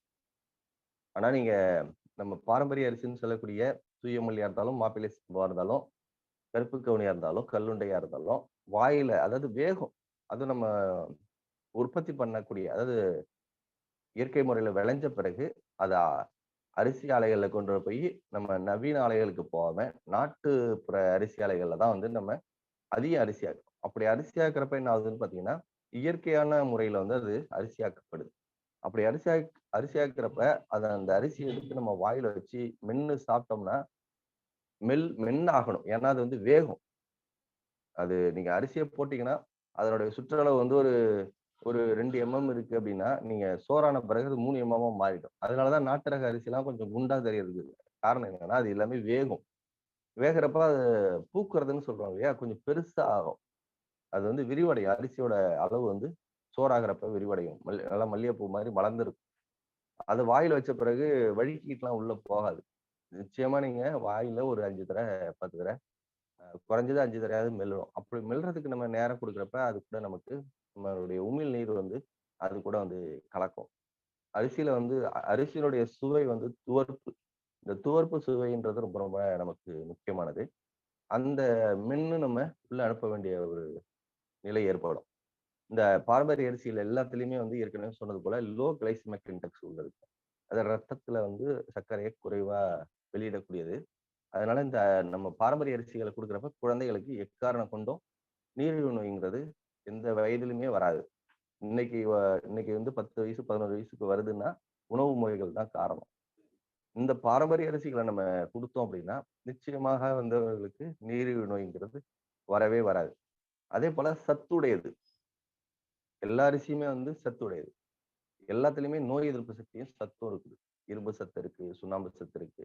நேத்து ஒரு நண்பர் பேசுறப்ப கூட சொன்னாரு, ஐயா இதுல ஒரு அரிசியில நிறைய வந்து சுண்ணாம்பு சத்து இருக்குன்னு சொன்னாங்களே, அது எந்த அரிசின்னு கேட்டாரு. காட்டு யானைங்கன்னு. அப்படின்னா எனக்கு அந்த காட்டு யானை அரிசி வேணாம் ஐயா அப்படின்னாரு. ஏங்க அப்படின்னு, இல்ல இல்ல இப்ப சுண்ணாம்பு அதிகமா அடங்கின பொருளை நம்ம எடுத்துக்க கூடாதா அப்படின்னு சொன்னாரு. ஆனா இன்னைக்கு சுண்ணாம்பு சத்துன்னு சில கெமிக்கலா வரக்கூடிய விஷயங்களை தான் நம்ம நேரடியா எடுத்துக்கிறப்ப தான் அது பாதகத்தை உண்டு பண்ணும். ஆனா இது போல அரிசியில வந்து அந்த சுண்ணாம்பு காட்டு யானத்துல கூட இருக்குன்னா அது வந்து பாதகம் பண்ணது. அது போய் நம்ம உள்ள மாற்றம் அடைய விதம் வந்து வேறு விதமா இருக்கும். ஏன்னா இது இயற்கையை சார்ந்து வரப்ப நமக்கு அது போல இருக்கும். ஒரு உதாரணம் சொல்லணும் அப்படின்னா நம்மாழ்வார் கூட சொல்வார். ஒரு மாடு மாடு வந்து பால் கறக்குது. பால்ல வந்து நம்ம சுண்ணாம்பு அதிகமா இருக்குன்னு நம்ம சொல்றோம். ஆனா வந்து அந்த மாட்டுக்கு போடக்கூடிய புல்ல எடுத்து ஆய்வு பண்ணினா மெக்னீசியம் புல்லுல வந்து மெக்னீசியம் அதிகமா இருக்கு. அந்த புல்ல மாடு தின்னுட்டு நமக்கு கால்சியத்தை வந்து பால்ல கொடுக்குது. அப்படின்னாக்கா அந்த வயிறுக்குள்ள என்ன நடக்குது? ஆக இந்த சயின்ஸ் அதாவது சயின்ஸ் ஆய்வுகள்லாம் வந்து நமக்கு என்ன நமக்கு சொல்ல வருது அப்படின்னு சொல்லி கேட்டிருப்பாரு. ஆக ஒரு ஆய்வு என்பது முழுமையானதாக இருக்கும். இதை நம்ம சாப்பிட்டா கெடுதல், அதை சாப்பிட்டா கெடுதல் அப்படின்னு சொல்லக்கூடாது. ஆய்வுகள் என்பது நம்ம வயிறுக்குள்ள போய் நடந்து அது என்னவாக கிடைக்குது அப்படின்னு சொல்லிட்டு. அதனாலதான் இந்த பாரம்பரிய அரிசிகளை நம்ம கண்ணை மூடிக்கிட்டு இயற்கை உணவுகளை வந்து நம்ம தாராளமா எடுக்கலாம். அது ஏற்கனவே சொன்னது போல நம்ம இந்த நாட்டு சர்க்கரை அதே போல பாரம்பரிய உணவுகளை வந்து அவங்களுக்கு கொடுக்கறதன் மூலமாக நீரிழிவு நோய் என்பது வராது. மூட்டு வலி, முடக்குவாதம், நரம்பு சார்ந்த பிரச்சனைகள் இப்போ மாப்பிள சம்பாலும் கொடுத்தோம்னா நிச்சயமாக 75 வயசுல கூட நரம்பு சார்ந்த பிரச்சனைகள் வராது. இரத்த நாளங்கள்லாம் நல்லா செயல்படும். இதயம் வந்து பலமாக இருக்கும். இது போல பல்வேறு அரிசிகள் வந்து இப்ப சிவப்பு கவுனி அதே போல தங்க சர்மா போன்ற அரிசிகள்லாம் இதயத்துக்கு நலம் செய்யக்கூடிய அரிசிகள். அது போல நம்ம ஒவ்வொரு அரிசியும் மாத்தி மாத்தி சாப்பிட்டுட்டே வரலாம். அதே போல சேலம் சன்னா அரிசின்னு ஒண்ணு இருக்கு. அது பாத்தீங்கன்னா எலும்பு, தசை, நரம்பு இதற்கெல்லாம் நன்மை செய்யக்கூடியது. இது போன்று ஒவ்வொன்றுக்கும் ஒவ்வொரு அரிசி இருக்கு. குழந்தைகளுக்கு ஏற்கனவே சொன்னது போல இந்த கல்லுண்டை சம்பா கொடுக்கலாம். இன்னும் இப்பதான் பிறந்த குழந்தை ஒரு வயசு தான் ஆகுது அப்படின்னா அதுக்கு முதல் உணவாக பால் கூட வாழை அரிசியை கொடுக்கலாம். ஆத்தூருக்கு செடி சம்பாவை கொடுக்கலாம். இது போன்று கொடுக்கலாம். இது போல வந்து அவர்களுக்கு இது போன்ற உணவு முறைகளை கொடுக்குறப்ப நிச்சயமா நீரிழிவு நோய், முடக்குவாதம், முதுகு வலி, எலும்பு தேய்மானம், மனநிலையில வந்து உடல் பலமா இருந்ததுன்னா ஒரு நம்பிக்கை இருக்கும். அந்த நம்பிக்கை இருந்தாலே ஆட்டோமேட்டிக்கா வந்து நோய் என்பது வராது. ஒரு வீரியம் மிக்கவர்களாக இருப்பாங்க நிச்சயமா. இன்னைக்கு இருக்கக்கூடிய குழந்தைகள் எல்லாமே வந்து படிப்புல மிக சிறந்த ஒரு நிலையில தான் இருக்கிறாங்க. எளிதா புரிந்து கொள்கிறாங்க. அது அதே நிலையில நம்ம நீடித்துக்கிட்டு இருக்கணும் அப்படின்னா உடலும் அவர்களுக்கு பலமாக இருக்க வேண்டும். அதே போல உடல் பயிற்சிகளை வந்து நம்ம பெரும்பகுதி இன்னைக்கு வந்து நம்ம சொல்லிக் கொடுக்கணும். இன்னைக்கு எல்லாரும் யோகாசனம், பிராணாயாமம் எல்லாம் எடுத்துக்கிறதுக்கு என்ன காரணம் அப்படின்னு பார்த்தீங்கன்னா, நம்ம வந்து ஆரோக்கியமா இருக்கணுங்கிறது தான். அது குழந்தை பிராயத்துல இது வந்து அவர்களுக்கு இன்னைக்கு உடல் உழைப்பு என்பது மிக மிக குறைவுங்கிறதுனால, தினமுமே வந்து இது போன்ற மூச்சு பயிற்சிகள், பிராணாயாமம், யோகாசனம் இது போன்ற விஷயங்கள வந்து அவர்களுக்கு வந்து நிச்சயமாக வந்து கற்றுக் கொடுக்கணும். அப்படி கற்றுக் கொடுத்தா மட்டும்தான் அவர்கள் வந்து நம்ம என்னதான் நல்ல உணவு எடுத்துக்கிட்டாலும், பிசிக்கலான ஒரு பாடி வேணும். நல்ல ஒரு ஆற்றல் மிகுந்த ஒரு திறன் படைத்தவர்களாக இருக்கணும். அப்போ மட்டும்தான் அவங்க எப்போதுமே வந்து சிறப்பாக செயல்படுவாங்க. இத நம்ம சொல்லிக்கிட்டு இருந்தா கூட, இதெல்லாம் வந்து நம்ம இன்னைக்கு வந்து ரிட்டையரின் குணபாலன் ஐயா அவர்களும், யோகா குரு இதை தொடர்ந்து நடத்திட்டு இருக்கக்கூடிய யோகா குரு அவர்களும் வந்து சிறப்பா செஞ்சுட்டு இருக்கிறாங்க. அதன் அடிப்படையில் தான் இப்போ கடைசி முறை அவங்கள்ட்ட பேசிட்டு இருக்கிறப்ப சொன்னாங்க, குழந்தைகளுக்குன்னே ஒரு நாள் ஒதுக்கி இருக்கிறோம். அவங்களுக்கு ஒதுக்கி அவர்களுக்கு வந்து யோகாசனம், பிராணாயாமம் போன்ற விஷயங்கள் எல்லாம் வந்து இதுல சொல்லி கொடுத்துக்கிட்டு இருக்கிறோம் அப்படிங்கிற அடிப்படையில காலச்சக்கரம் இன்னைக்கு என்ன மக்களுக்கு தேவையோ, அது குறிப்பா குழந்தைகளுக்கு வந்து இது தேவை என்பதை உணர்ந்து அதை செய்யறது வந்து மிகப்பெரிய ஒரு சிறப்பான செயல். அதை வந்து எல்லோரும் பயன்படுத்தி கொண்டு சிறப்பாக அது தொடரணும். ஒரு நிகழ்ச்சி போறோம், அங்க கேட்கிறோம் அல்லது பார்க்கிறோம் என்பதை கடந்து அதை வந்து நம்ம ஒரு வாழ்வியலாக மாற்றிக்கணும். வாழ்வியல், அதான் இயற்கை வாழ்வியல்னு சொல்றோம் இல்லையா? யோகாசனம், பிராணாயாமம், அதே போல உணவுகள், அதே போல சுற்றுச்சூழல், அதே போல குடிநீரையும் நம்ம ரொம்ப முக்கியமா சொல்லணும். குடிநீரையும் வந்து நம்ம முடிந்தவரை வந்து நல்ல ஒரு குடிநீராக அமைத்துக் கொள்ளணும். அதையும் வந்து நல்லா காய்ச்சி, வள்ளல் பெருமான் சொல்றப்ப பாத்தீங்கன்னா, அந்த காலத்துல விறகு அடுப்பு தான் மண்பானையில ஒரு 10 லிட்டர் தண்ணி எடுத்துக்கிட்டாக்க அது 5 லிட்டர் தண்ணியா சுண்டுற வரைக்கும் காய்ச்சி குடிப்பாங்க அவங்க. ஏன் அப்படின்னு பாத்தீங்கன்னா, அதுல 3ல் 2 பங்கு விஷபாகம்னு சொல்றாரு. தண்ணியில கூட 3ல் 2 பங்கு விஷபாகம் அப்படின்னு சொல்றாரு. அந்த அரை பங்கா அந்த தண்ணி வந்த பிறகுதான் வந்து அந்த தண்ணி வந்து நம்ம குடிக்கக்கூடிய, அதாவது விஷம் இல்லாத, நமக்கு நோய் செய்யாத ஒரு தன்மைக்கு அந்த நீர் வருது. அந்த அளவுக்கு அந்த தண்ணியை வந்து காய்ச்சி வந்து குடிச்சிருக்கிறாரு. அந்த தண்ணியில சர்க்கரை மட்டும் போட்டு, அவரு தண்ணி குடிச்சாலே வந்து வெறும் தண்ணி குடிக்கிறது அவருடைய பழக்கம் கிடையாது. சர்க்கரையை வந்து அதுல கலந்துதான் தண்ணியை அவரு குடிச்சிட்டு இருந்திருக்கிறாரு. ஒவ்வொரு முறையுமே வந்து சர்க்கரையை கலந்து குடிக்கிறது வந்து ரொம்ப ரொம்ப நல்லதுதான். எனக்கு நமக்கு உடம்புக்கு தேவையான உடனடி சத்துக்களை, ஆற்றலை வந்து அது வந்து கொடுக்கும். இன்னைக்கு கூட சில லோ பிபி சில பேருக்கு வந்ததுன்னா உடனே சாக்லேட் சாப்பிடுங்கம்பாங்க. சாக்லேட் சாப்பிட்றத விட இந்த நாட்டு சர்க்கரையை ஒரு புடி வாயில போட்டாங்கன்னா, பக்க விளைவுகள் எதுவும் இல்லாம மிகப்பெரிய ஒரு சிறப்பு வந்து இந்த சர்க்கரை வந்து செய்யும். அது மாதிரி ஏதாவது லோ பிபி இருக்கிறவங்க நல்ல இயற்கை முறையில விளைந்த இந்த நாட்டு சர்க்கரையை கொஞ்சம் வாங்கி எப்போதுமே வீட்டுல வச்சுக்கிட்டு, தினமும் காலையில வந்து 1 டம்ளர் தண்ணியில ஒரு 2 ஸ்பூன் போட்டு கலக்கி குடிச்சிட்டாங்கன்னா, லோ பிபிங்கிற எல்லாமே கூட இல்லாம போயிடும். இன்னைக்கு பலருக்கும் வந்து இந்த செரிமானமும், வயிறு சார்ந்த பிரச்சனைகளும் இருக்கு. அவங்களுக்குலாம் பார்த்தீங்கன்னா, இந்த கரிசலாங்கண்ணி அப்படின்னு சொல்லக்கூடிய ஒரு இலை இருக்கு. அந்த கரிசலாங்கண்ணி இலைய வந்து தினமும் காலையில பச்சையா கிடைச்சது அப்படின்னா, ஒரு 4 இலைய வாங்கி 4 இலைய பறிச்சு, அப்படியே மென்னு அந்த சாறை முழுங்கிட்டா வயிறு புண்ணு, வாயு தொல்லை, சீரற்ற குடல் இயக்கம், இந்த மாதிரி செரிமானம் பிரச்சனை, இது போன்ற விஷயங்கள்லாம் முற்றிலுமாக அகலும். அதே போல இன்னைக்கு வந்து மிகப்பெரிய ஒரு சவாலா இருக்கக்கூடியது வந்து கல்லீரல் சார்ந்த பிரச்சனைகள். இந்த ஃபேட்டி லிவர் அப்படின்னு சொல்லுவாங்க. அவங்களுக்கும் இந்த கரிசலாங்கண்ணி மிகப்பெரிய ஒரு உதவியா இருக்கும்.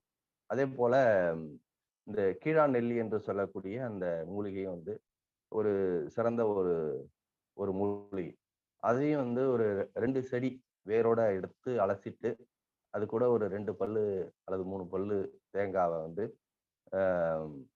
சேர்த்து வெறும் வாயில மென்னு சாப்பிடலாம். அப்படி சாப்பிட்றதுக்கு யோசிக்கிறவங்க, அந்த 2 மூலிகை, அந்த தேங்காயையும் கீழ நெல்லியையும் மிக்சியில போட்டு அடிச்சு அதனுடைய சாறை எடுத்து நம்ம குடிக்கலாம். இதெல்லாம் வந்து ஒரு காயகற்ப மூலிகைன்னு சொல்லுவாங்க. இது வந்து முதல்ல கல்லீரலை வந்து குணப்படுத்தும். உடல்ல இருக்கக்கூடிய அதிகப்படியான உஷ்ணங்களை நீக்கி, கண் பார்வை உட்பட எல்லா விஷயங்களையும் வந்து சரி பண்ணக்கூடிய தன்மை வந்து கரிசலாங்கண்ணி, இந்த அதே போல இந்த கீழ நெல்லிக்கு உண்டு. இது போன்ற விஷயங்கள் எல்லாம் வந்து நம்ம குழந்தைகளுக்கு செஞ்சுட்டு வந்தோம்னா அவங்களுக்கு வந்து இந்த உடல்ல இருக்கக்கூடிய நோய்கள்லாம் எதுவுமே வராது. எதுவுமே வந்து வராம ஒரு ஆற்றல் மிக்கவர்களாக இருப்பாங்க அப்படின்னு சொல்லி ஒரு கலவையாக இன்னைக்கு பல செய்திகளை நான் சொல்லியிருக்கேன்னு நினைக்கிறேன். எதுவும் சந்தேகம் இருந்தா சொல்லுங்க. என்னுடைய இந்த நிகழ்ச்சியை வந்து என்னுடைய உரையை வந்து நிறைவு செஞ்சுக்கிறேன். இந்த வாய்ப்பை எனக்கு அளித்த ரொட்டேரியன் திரு வேட்பாளர் ஐயா அவர்களுக்கும் இந்த நிகழ்ச்சியை தொடர்ந்து சிறப்பாக நடைபெற உதவி கொண்டிருக்கக்கூடிய ஐயா யோகா குரு அவர்களுக்கும் என்னுடைய நன்றியை தெரிவிக்கிறேன். நன்றி, வணக்கம். மேலும் இந்த நிகழ்ச்சியில பங்கு கொண்டு சிறப்பித்து கொண்டிருக்கக்கூடிய அனைத்து நல்லுறங்களுக்கும் என்னுடைய நன்றிங்க. சந்தோஷம். நன்றி. நன்றி ஐயா. நன்றி ஐயா. கண்ணப்பன் ஐயா.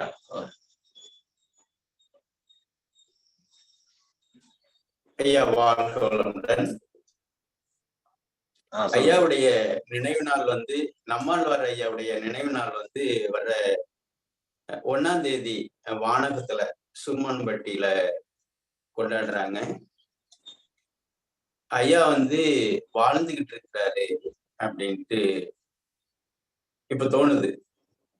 அப்படிப்பட்ட செயல்பாடு தான் இப்போ நிகழ்த்திக்கிட்டு இருக்காங்க. உண்மையிலேயே வந்து ஒரு ஒரு மனநிறைவோட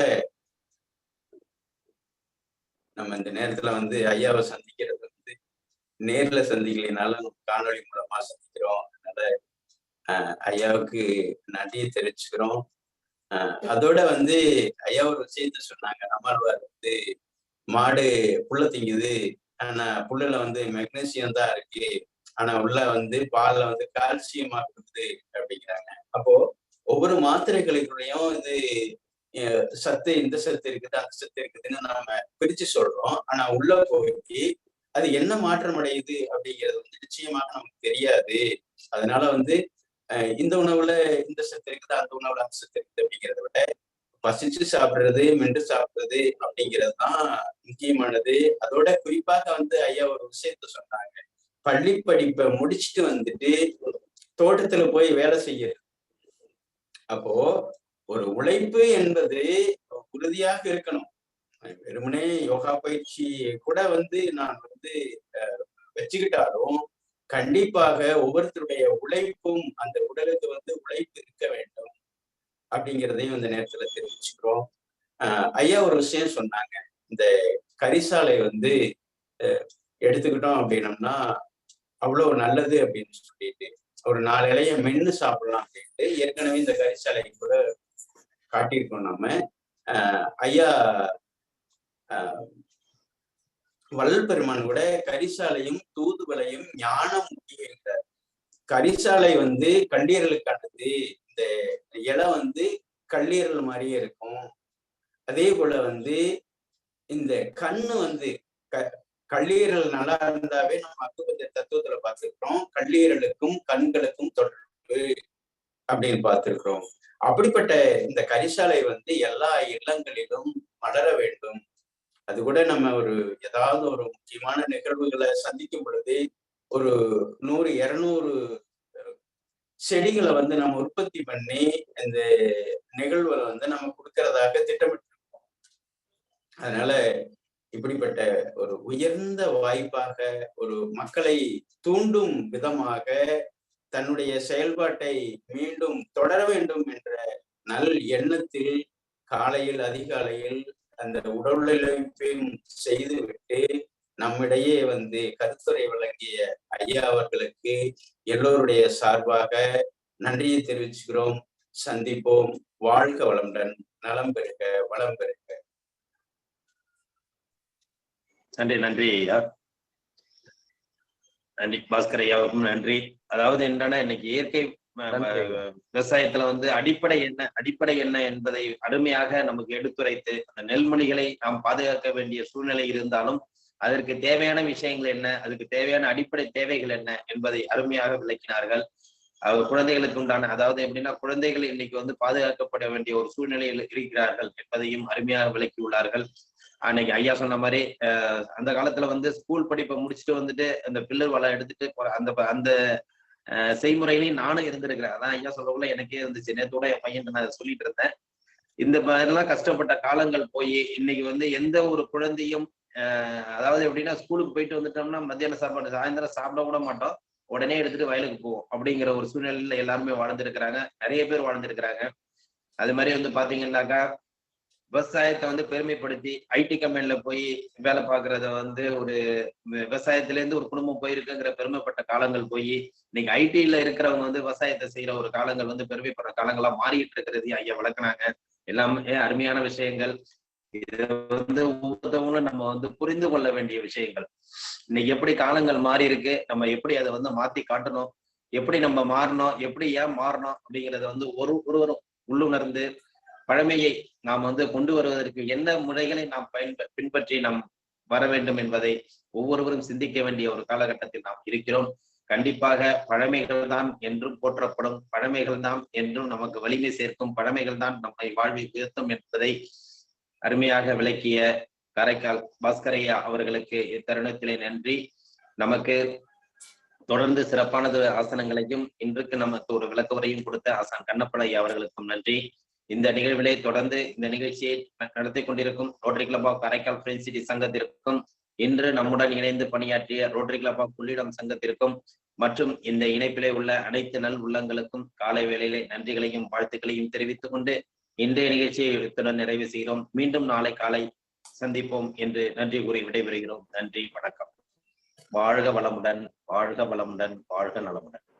நன்றி. நன்றி ஐயா. ஐயா வணக்கம். தலைவர் சொல்லுங்க ஜானி சார். ஐயா பாஸ்கர் ஐயா இருக்காங்களா? ஒரு சின்ன ஒரு டவுட் இருக்காங்க. சொல்லுங்க ஐயா. வணக்கம் ஐயா. ஐயா அந்த தண்ணியை பத்தி சொன்னீங்கல்ல, அந்த நல்லா கொதிக்க வச்சு குடிக்கணும்னு சொல்லிட்டு, இப்ப வந்து அந்த ஆர்ஓ வாட்டரை வந்து கொதிக்க வைக்கலாமா? அதாவது ஆர்ஓ வாட்டருங்கிறதுல வந்து நமக்கு பொதுவாவே வந்து இந்த நமக்கு வந்து அதாவது இந்த பிஹெச் வேல்யூன்னு சொல்றாங்க இல்லையா, அது வந்து குறைவா தான் இருக்கும். ஆனா நார்மலான எந்தவித கெமிக்கலும் போடாத நார்மலான அந்த காலத்துல பாத்தீங்கன்னா பெரும்பகுதி ஊத்து நீரை தான் அவங்க பயன்படுத்தியிருப்பாங்க. அது வடலூர் பண்ற பகுதிகளில் ஆற்று நீர் என்பதை விட ஊற்று நீர் தான். அவரு எடுத்து வச்ச ஊத்து கூட இன்னைக்கும் இருக்குது. அந்த ஊற்று நீர் தான் அவங்க பயன்படுத்தினாங்க. இது போல ஆற்று நீர், ஊற்று நீர், அருவி நீர், இந்த மாதிரி குளற்று நீருக்கு இது பொருந்தக்கூடிய விஷயமா இருக்கும். நம்ம மற்ற இந்த ஆர்ஓ வாட்டருங்கிறத நம்ம நார்மலா பயன்படுத்திக்கிறது நல்லதுதாங்க. நார்மலா கொதிக்க வச்சு குடிக்கலாம். அந்த அளவுக்கு நம்ம கொதிக்க வைக்கலாம்ல? கொதிக்க வைக்கலாம், கண்டிப்பா கொதிக்க வைக்கலாம். சூடு பண்ணி தான் சாப்பிடணும். இல்ல நீங்க சொன்ன மாதிரி நார்மலா சூடு பண்ணலாமா, இல்ல ரொம்ப அது 3ல ஒரு பகுதி வர மாதிரி? அந்த அளவுக்கு வேண்டாம் சார். நார்மலா நம்ம கொதிக்க வச்சு குடிச்சாலே போதும். நல்லா கொதிக்க வச்சுட்டு குடிச்சாலே போதும். ஏன்னா இன்னைக்கு நமக்கு பாதுகாப்பான நீர். ஏன்னா இன்னைக்கு எல்லா இடங்கள்லயுமே வந்து நீர்ல வந்து நமக்கு ஒரு பெரிய சுகாதார கேடு என்பது ஏற்பட்டிருக்கு. அப்ப நம்ம ஆர்ஓ வாட்டருங்கிறதா ஒரு நார்மலான ஒரு பாதுகாப்பான ஒரு நீரா நம்ம பார்க்கிறோம். அதனால வந்துட்டு நம்ம அதை வந்து கொதிக்க வச்சு குடிச்சா போதுமானது. நீங்க சிறப்பா சொல்லிருந்தீங்க ஐயா. எல்லாருக்கும் வந்து எல்லாத்தையும் டச் பண்ணிட்டீங்க நீங்க. யோகா, எக்ஸசைஸ், குழந்தைங்க வரைக்கும் பண்ணீங்க. ரொம்ப அருமையா இருந்தது இன்னைக்கு ப்ரோக்ராம். இதே ஒரு ப்ரோக்ராம் குணபாலன் சார், இதை வந்து ஒரு ரீ ரெக்கார்டிங் பண்ணுங்க சார். ஒரு நாளைக்கு எல்லாரும் இருக்கிற மாதிரி ஒரு ரீ ரெக்கார்டிங் பண்ணிடுங்க. ஆமா ஐயா வந்து தொடர்ந்து இப்ப வாரம் வியாழக்கிழமை அன்னைக்கு ஐயா தொடர்ந்து வர்றாங்க. நன்றி நன்றி நன்றி. பாப்போம் அடுத்தது. நன்றி. இதுல நீரை வந்து கொதிக்க வச்சு குடிக்கிறது அப்படின்ட்டு ஐயா சொன்னாங்க.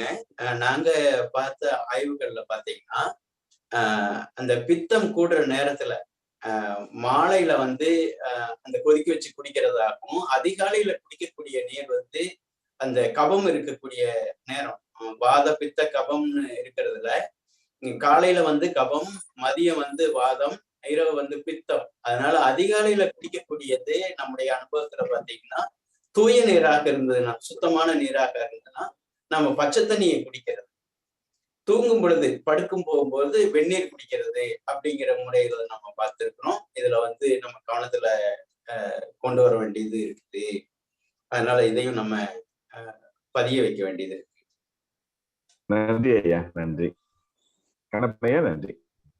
நன்றிங்க ஐயா.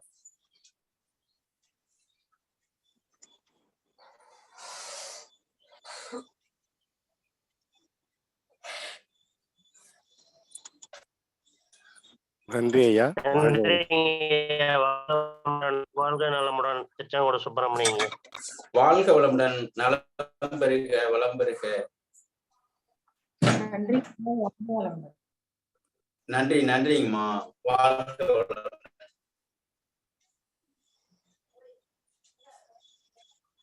குழுவில் உள்ள அனைவருக்கும் நன்றி. வாழ்க வளமுடன். நாளை சந்திப்போம். வாழ்க வளமுடன். நன்றி. வாழ்க வளமுடன். நன்றிங்க ஐயா. வாழ்க வளமுடன். நன்றிங்க ஐயா. வாழ்க வளமுடன்.